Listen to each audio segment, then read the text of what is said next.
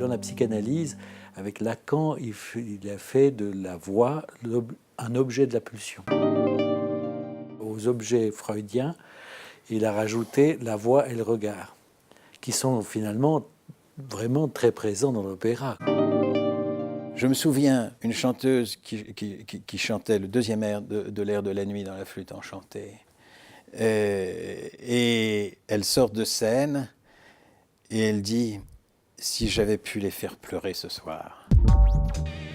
Parmi les spécialistes de la voix, vous aurez ceux qui sont des spécialistes, disons, de la technique vocale et qui donc seront à l'affût du coma là qui traîne et qui fait que la note n'est pas tout à fait juste. Je ne caricature pas, hein, je crois, et après on verra. Ça fait aussi partie de la tauromachie opératique, cette histoire-là. Et puis, il y a de ça. Hein, on vient entendre pour certains la soprane se casser la figure sur son contrefa. Il y a un peu de jouissance. À la fois, il y a une grande jouissance à la voir réussir son contrefa et un peu de jouissance à la voir le rater.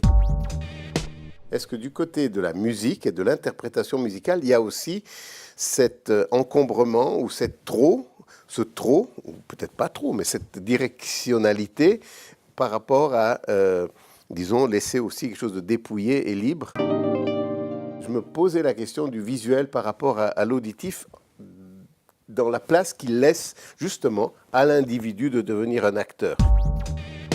L'air de Zerbinette d'Ariane Anaxos, chanté par Nathalie Dessay, c'était à Salzbourg.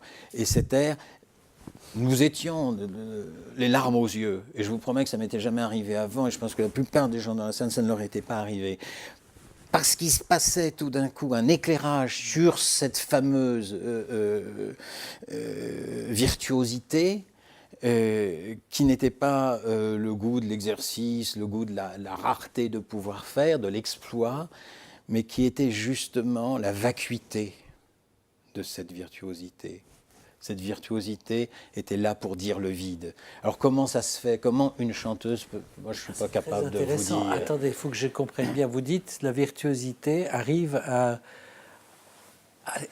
saisir le vide. Oui, je crois. Oui. Et c'est ça qui fait l'effet. Et c'est ça l'émotion. Et au contraire de tout remplir, quoi. Oui. C'est une extraction.